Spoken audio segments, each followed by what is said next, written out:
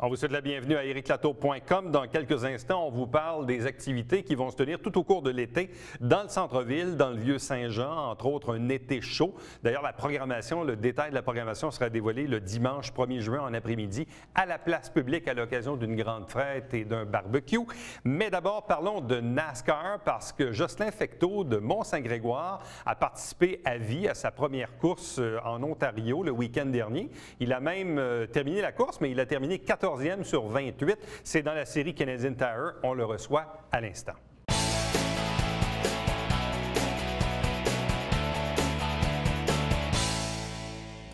C'était une grande première le week-end dernier pour le pilote de Mont-Saint-Grégoire, Jocelyn Fecteau. Première participation en NASCAR. Il est avec nous. Bienvenue. Merci de l'invitation.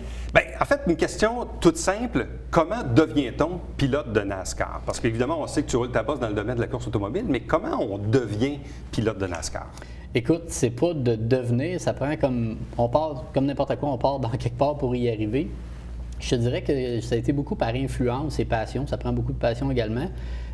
Si quelqu'un m'avait mentionné, il y a 5 ans, que je serais en NASCAR, je pense que j'aurais pas cru à cet épisode-là. Par contre, avec tous les nouveaux talents de circuit routier, puis des grands talents, on parle d'Endo Ranger, Louis-Philippe Dumoulin et compagnie, j'ai vu que c'était pas juste une possibilité d'aller virer en rond, si on veut, mais qu'il y avait du circuit routier. Provenant du circuit routier, l'intérêt est venu de là. Et puis, le sérieux, la grosseur, l'ampleur de la série nous a vraiment attirés. Et c'est surtout aussi, il y a une grosse partie qui revient aux commanditaires aussi, de vouloir se voir également dans cette fenêtre-là aussi. Tu fais de la course automobile depuis combien de temps? Professionnellement, depuis 2008. J'ai fait des courses ici et là avant, plus amateur régional au Québec, mais professionnellement depuis 2008. Et de 2008 à aujourd'hui, quel type de véhicule as-tu conduit? Dans quel type de course as-tu piloté? La série, c'est la Canadian Touring Car. C'est le championnat canadien. C'est des voitures un peu qui s'apparentent à ce qu'on peut acheter chez un concessionnaire. J'ai commencé à bord d'une Toyota Corolla qu'on peut acheter chez un concessionnaire. Et puis après, on a changé pour une Scion qui a été la dernière année. L'année passée, mais c'est vraiment des voitures de tourisme modifiées, grandement modifiées pour les conditions de course. Bon, et de 2008 à aujourd'hui, dans ces séries-là, quels ont été tes scores généralement, ou tes podiums, ou ton rendement? On a eu un podium au Indy à Toronto, ça qui est un grand accomplissement parce que c'est un circuit comme Trois-Rivières qu'on ne peut pas aller pratiquer. Donc, on arrive là et puis la performance doit arriver on the spot. On a toujours eu une stratégie de peut-être plus, au lieu de viser les podiums, peut-être plus y aller pour le championnat. Et puis notre meilleure année a été une 4e place au championnat canadien, qu'on estime on a tout le temps pris des voitures en développement. Donc c'est des très bons résultats là, pour qu'est-ce qu'on s'était mis comme tâche. Bon. Arrive maintenant le NASCAR. Qui approche qui? Comment ça se fait? Tu parles de l'implication du commanditaire, l'équipe, mais est-ce que c'est toi qui cognes à la porte pour vouloir t'insérer dans la série? Est-ce que c'est des gens dans ton entourage qui t'invitent à y aller? Donc, qui fait les premiers pas? Écoute, c'est quelque chose qui a commencé l'année passée au Grand Prix de Trois-Rivières. J'ai été, qu'est-ce qu'on appelle un spotter, un éclaireur, pour un ami, Simon Dionvien, qui participe à la série également. J'ai vu le sérieux de la série, l'ampleur et puis l'encadrement que la série offrait. On pense des fois que c'est inaccessible pour un pilote, point de vue financier et tout. J'ai vu que l'encadrement était là, le sérieux était là. J'ai pris le maximum d'informations. Je suis retourné à la maison avec ça. Et puis, le premier défi que je m'étais donné, après avoir passé beaucoup d'années à courser pour des compagnies canadiennes et américaines, je me suis donné le défi de pouvoir courser pour des gens locaux. Et puis, quand on mentionne le nom NASCAR, à des gens locaux, même eux ne pensent pas qu'ils puissent accéder à des séries comme ça. On a fait un établissement de budget. Aujourd'hui, je suis quand même fier de dire qu'on participe à la série NASCAR. Donc, ça veut dire quoi? Donc, à partir du moment où tu rassembles ce que ça prend, toc, toc, toc, on veut rentrer. C'est ça? Oui, ça prend un background. C'est pas n'importe qui. Comme présentement, vouloir faire des circuits ovales, NASCAR ne me laisserait pas faire. Je dois démontrer des aptitudes. Quand j'ai envoyé mon résumé de circuit routier, ça a pris une question d'un après-midi. J'ai reçu le hockey, j'ai envoyé mon pedigree de course. Et puis NASCAR aux États-Unis m'ont renvoyé une confirmation comme quoi qu'ils acceptaient ma candidature dans la série NASCAR Canadian Tire. Cette série Canadian Tire, est-ce que c'est uniquement du circuit routier ou il y a aussi de l'ovale? Une année complète en NASCAR Canadian Tire, de mémoire, c'est 10 événements, 10 à 11 événements. Nous, cette année, l'équipe Media Racing Team, on s'est engagé de faire les 4 événements de circuit routier auxquels on a le droit de participer. Par contre, je suis quand même fier de dire que les 4 événements de circuit routier qu'on fait, c'est les plus vus et les plus courus de la série. Pourquoi il y a des restrictions à courser sur de l'ovale? Premièrement, je te dirais sécurité. Sécurité des autres et de soi-même. On parle d'expérience. C'est une série quand même hautement compétitive. La majorité des gens de NASCAR présentement dans la série, leur background initial était vraiment de la terre battue. La majorité vire en rond depuis des années. Et puis, pour eux, l'adaptation, c'est le circuit routier. Moi, j'ai le circuit routier. Je ne sais pas encore qu'est-ce qu'on va faire dans la prochaine année, si on va tenter de rouler en ovale, mais j'aimerais bien l'essayer. Dodge numéro 77, ouais. Ça, c'est ton véhicule? Oui. Donc, c'est un Dodge. C'est un Dodge quoi? Avec quel type de moteur? Écoute, c'est un Dodge Challenger. La carrosserie, c'est un Dodge Challenger. Le moteur qu'on a dans le véhicule, c'est un 360. J'ai été habitué avec beaucoup de technologie d'une voiture de course. On retombe un petit peu, pour ceux qui connaissent la mécanique, on retombe un peu en arrière avec une grosse cylindrée, moteur à carburation. Par contre, les règlements sont très stricts. Donc, tous les compétiteurs doivent se conformer au même règlement là, pour la participation à la série. Là. Il y a combien de chevaux vapeur? C'est 550 chevaux avec 3000 livres le poids de vie du véhicule, avec très peu de freinage. Donc, c'est une autre adaptation. Alors que toi, dans le passé, tu pilotais donc du Toyota Scion avec un minimum de technologie, branchement à l'ordinateur et tout ça, alors que là, on est dans le très basic là, d'un véhicule très conventionnel qu'on pouvait voir dans les années 70, 80. Oui, bien, principalement, c'est des châssis tubulaires avec une carrosserie qui est totalement faite de fibres.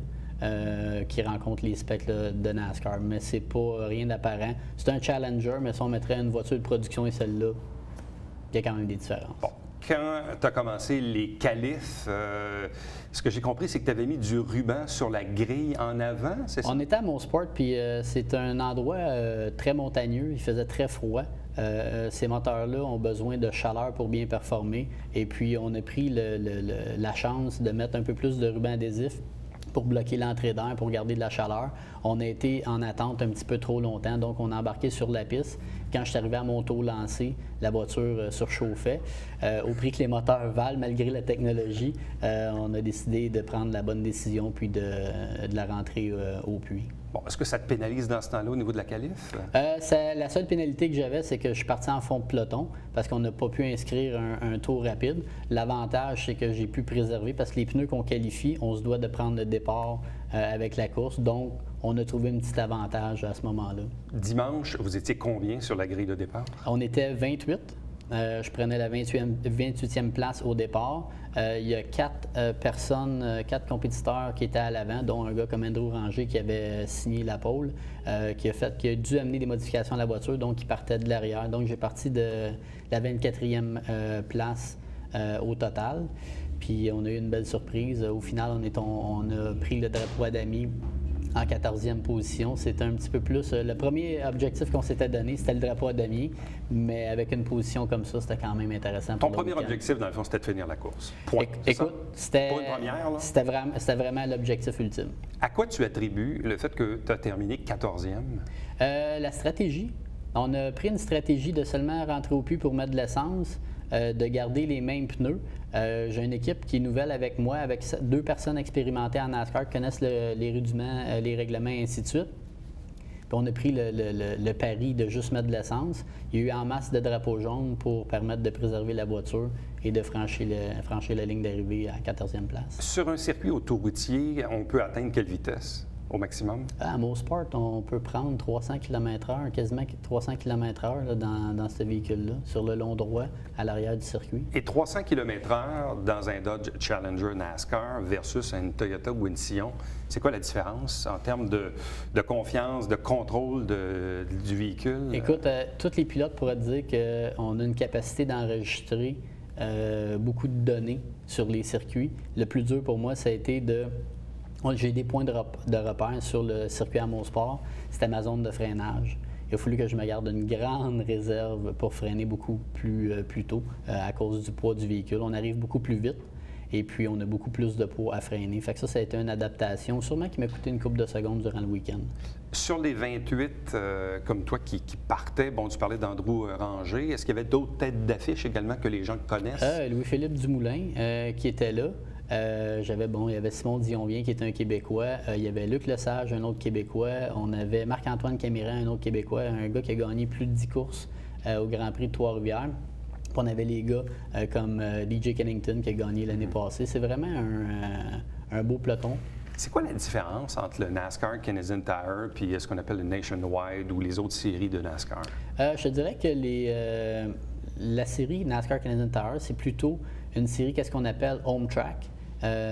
Donc plus locale. On a la même version au Mexique, en Europe, où ce qui est une série peut-être de développement. Par contre, on a une réserve sur le budget, dans le sens qu'on roule avec, on parlait de technologie tantôt, c'est très peu de technologie. Tandis que quand on roule en Sprint Cup, les équipes qui roulent en avant, on peut parler d'un budget de 5 millions juste pour un budget moteur. Donc, la technologie est là. On parle de plus qu'une trentaine de week-ends de course pendant qu'on en fait peut-être une dizaine ici au Canada. Ouais. Donc, c'est beaucoup une question de budget également. Là. Comment on arrive à financer cette opération-là? Tu parles quand même de 4 courses cette année. Là. Même si les coûts sont peut-être différents du Nationwide, là, il en reste pas moins qu'il y a des frais de rattacher à ça. Là. Écoute, en moyenne, tous les compétiteurs pourraient vous dire que les équipes qui vont faire une année au complet en NASCAR Canadian Tire, c'est à peu près un demi-million. Pour les 10 courses, Oui, pour les 10 courses, incluant les déplacements et tout. Donc, on commence à parler de quoi de vraiment sérieux. Sauf que la visibilité est là, c'est des courses télédiffusées.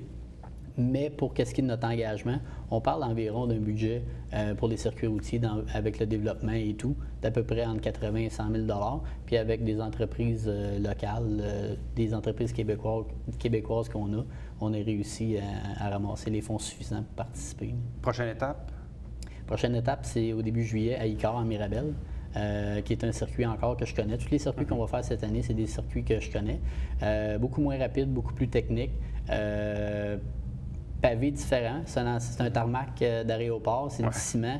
C'est un autre environnement. Et puis à Icare, c'est la seule course de circuit routier auquel on n'a pas le droit de faire d'arrêt au puits pour essence et pneus. Donc, c'est une autre stratégie de patience tout au long de la course pour pouvoir avoir un surmenage des pneus pour être capable de voir le drapeau à damier encore une fois. Et les 2 autres courses? Grand Prix de Trois-Rivières, qui est un événement qui va être grandement couru cette année avec l'arrivée du Rallycross. Ça va être de quoi de vraiment haut en couleur cette année. Puis on retourne à faire du travail à Mosport, qu'on va faire l'événement en même temps que le Camping World Truck Series, qui est les camions de la série NASCAR aux États-Unis.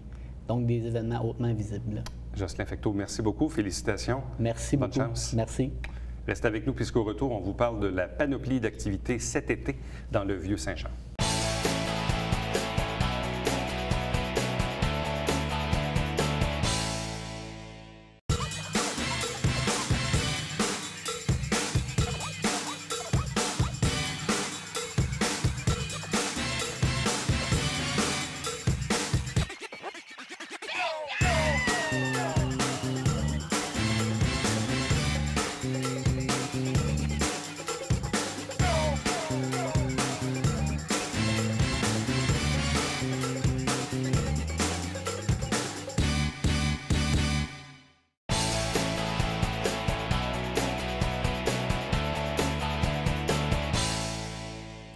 Il y aura 1001 activités au cours de l'été dans le centre-ville, dans le Vieux-Saint-Jean. Donc, on se prépare encore une fois à un été chaud avec, entre autres, oui, de la programmation musicale, mais d'autres types d'activités. Bref, on fait le tour de la question avec Catherine Hamel, qui est la directrice générale de la Société de développement du Vieux-Saint-Jean. Bonsoir et bienvenue. Bonsoir. Là, c'est déjà un peu commencé parce que là, il y a de l'action avec la démolition, mais ça, c'est un autre type de spectacle.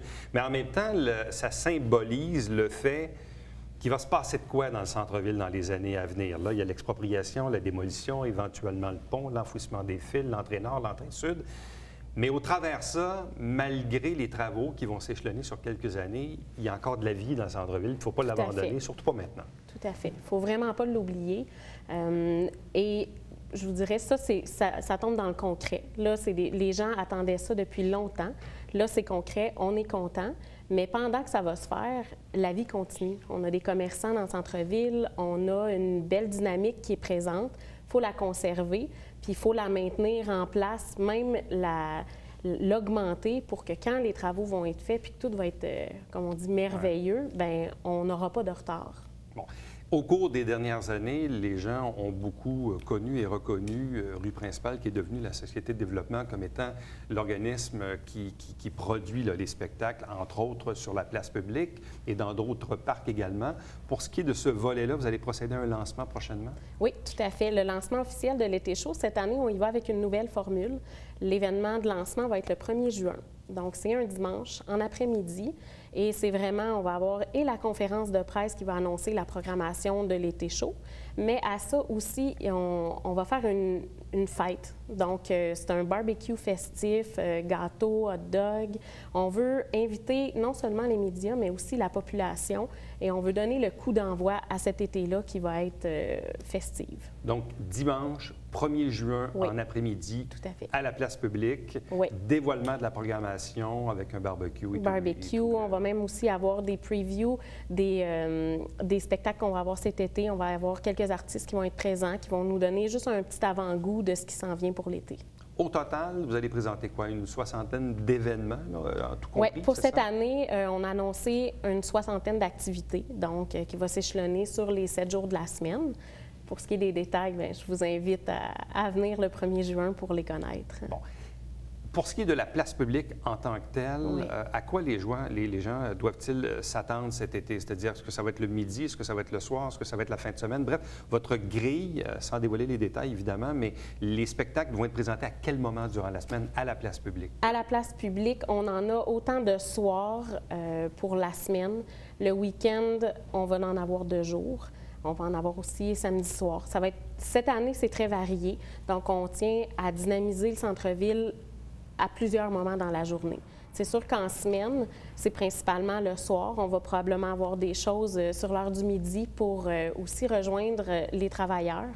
Donc, c'est souvent une clientèle qu'on oublie, mais le centre-ville a plusieurs travailleurs, puis on veut offrir quelque chose pour ces gens-là qui fréquentent le centre-ville là, au quotidien. Donc, spectacle certains midis, certains soirs, les soirs de fin de semaine, les après-midi de fin de semaine, bref, Oui. tout ça assez varié, de juin à septembre? Oui, de juin à septembre. En septembre, on a quelques débordements. Je pense principalement aussi au marché public qui va être ouvert. Puis on sait qu'en septembre, on a plusieurs récoltes qui se passent. Donc, il y en a vraiment de juin à septembre inclusivement. Bon, on parle de la place publique, on parle du marché public à la place du marché. Oui. Est-ce qu'il y a d'autres sites dans le centre-ville qui seront exploités? Oui, tout à fait. Donc, le mandat de la société est vraiment des 2 côtés de la rive.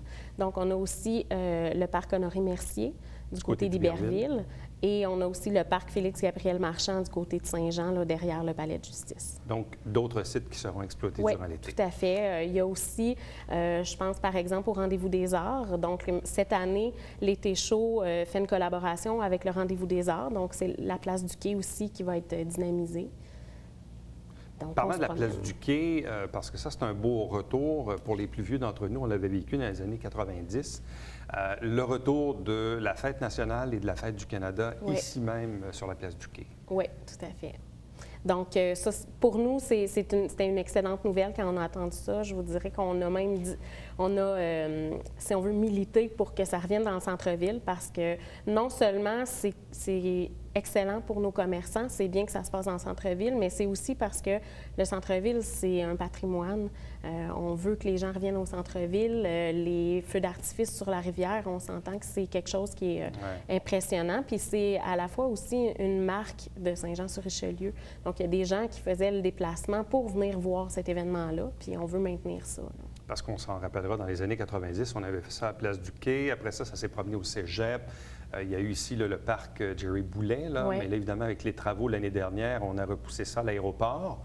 C'était correct, mais on s'entend que c'est pas aussi joli qu'en plein cœur du centre-ville où on rejoint en même temps les gens des 2 rives, là. Exact. Donc, retour, place du Quai, donc Fête nationale et Fête du Canada. Pause, cependant, pour ce qui est de Nostalgie sur roue. Oui, tout à fait. Cette année, on prend une année sabbatique. Donc, après avoir analysé toutes les options qu'on avait, veut pas Nostalgie sur roue, on parle d'environ un rendez-vous de 300 voitures C'est des voitures de collection, donc on doit avoir un emplacement qui va être convivial pour les exposants, mais aussi pour les visiteurs. Et c'est une exposition dans laquelle les gens qui passent demeurent une clientèle importante. Donc, on se doit d'être dans un endroit où il va y avoir du trafic pour que les gens viennent visiter. Et comme je répète souvent, la société de développement, notre mandat, c'est le Vieux-Saint-Jean. Donc, l'année passée, on s'est installé à l'aéroport. C'était une option temporaire. Mais cette année, on a regardé des sites dans le Vieux-Saint-Jean, puis on n'a pas trouvé quelque chose qui convenait aux besoins. Donc, on a préféré prendre une année sabbatique pour revenir avec une formule en 2015 qui sera probablement d'une autre envergure. Bon, parlons de la descente des guerriers. Oui. C'est prévu pour quand, ça? C'est le 22 juin. Donc, comme je vous disais, il va y avoir le lancement de l'été chaud, qu'il ne faut pas manquer. Et ensuite, le premier spectacle de l'été chaud va être le 22 juin. Donc, suite au lancement, on va avoir notre premier spectacle qui concorde avec la descente des guerriers, donc qui part de Saint-Paul-l'Île-aux-Noix et qui descend jusqu'à la place publique. Suivi, après la descente des guerriers, là, on embarque dans les festivités de la Fête nationale, ensuite la Fête du Canada, et ensuite, on a vraiment l'été chaud là, qui prend son envol. Qu'est-ce que c'est la descente des guerriers? La descente des guerriers, c'est un rassemblement d'équipes. Donc, les gens doivent s'inscrire, des équipes de 10 personnes, et ils vont prendre un canot Rabasca. Ils descendent la rivière. Donc, c'est de se mesurer à la rivière. C'est un retour, c'est vraiment d'utiliser la rivière, quelque chose qu'on oublie, qu'on a laissé peut-être aller. Puis, les gens, dans le fond, ils se battent avec la rivière parce qu'avec les courants, ainsi de suite, on parle d'une descente d'environ 2 heures. C'est sûr que ça dépend des pagayeurs, des équipes expérimentées ou des équipes qui vont parfois le faire simplement pour renforcer un esprit d'équipe. Donc, on a plusieurs compagnies qui vont se monter une équipe pour développer le sentiment d'appartenance puis le travail d'équipe. Si on revient au marché public, parce Oui. que le marché public, depuis quelques années, entre autres, je prends l'hiver avec le marché de Noël. Là, on a un toit aussi, donc c'est un peu plus facile d'opérer les trucs là, devant le musée. En même temps, là, on est à la période de l'année où on revient les mercredis, samedis. Tout à fait. À chaque année, le marché prend disons, de l'ampleur. Oui. Donc, c'est devenu Une attraction. une attraction, une destination. Oui. Et cette année, les gens du marché travaillent sur une programmation aussi bonifiée. À ça, il y a toujours des nouveaux projets, des collaborations, exemple avec la Société de développement, avec les gens de Tourisme Saint-Jean et Région. Donc, c'est de bonifier qu'est-ce qui se fait déjà.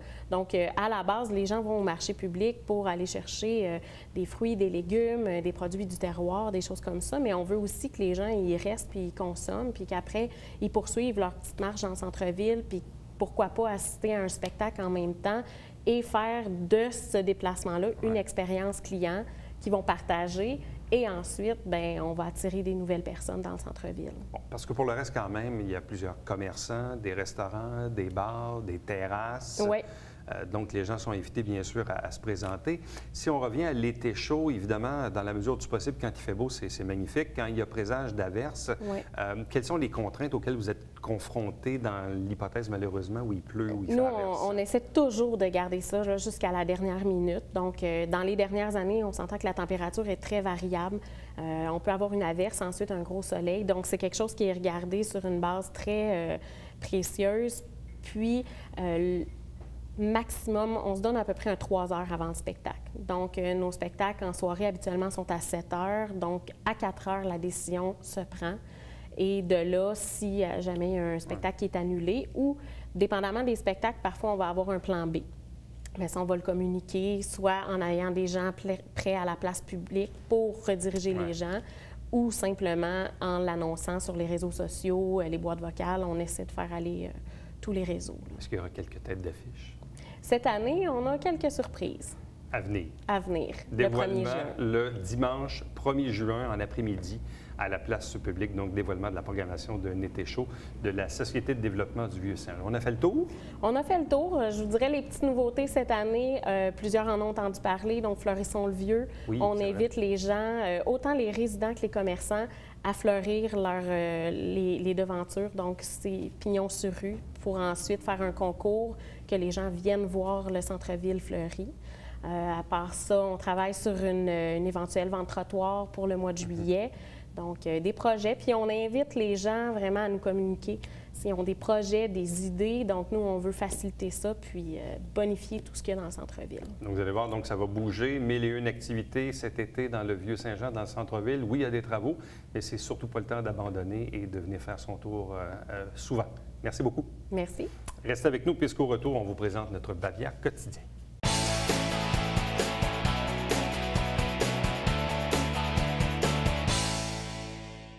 Le Centre des arts de Sabrevois présente le vendredi 23 mai à 20h Blues Delight.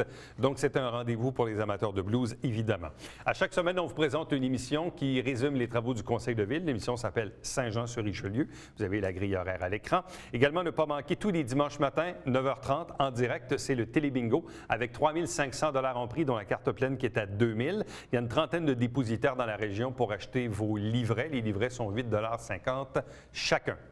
Télévision du Richelieu, voici les coordonnées pour nous joindre, pour me joindre directement par courriel Éric Latour, en un mot, à commercial.tvhr9.com. Je vous invite également à visiter notre site Internet pour voir et revoir les entrevues que vous avez peut-être manquées. Les entrevues sont en format YouTube, donc disponibles si vous avez des appareils Apple.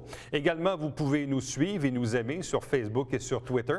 Et l'émission que vous regardez en ce moment est diffusée à tous les jours de la semaine, de même que le dimanche en rappel. Le prochain rendez-vous, nous, c'est demain.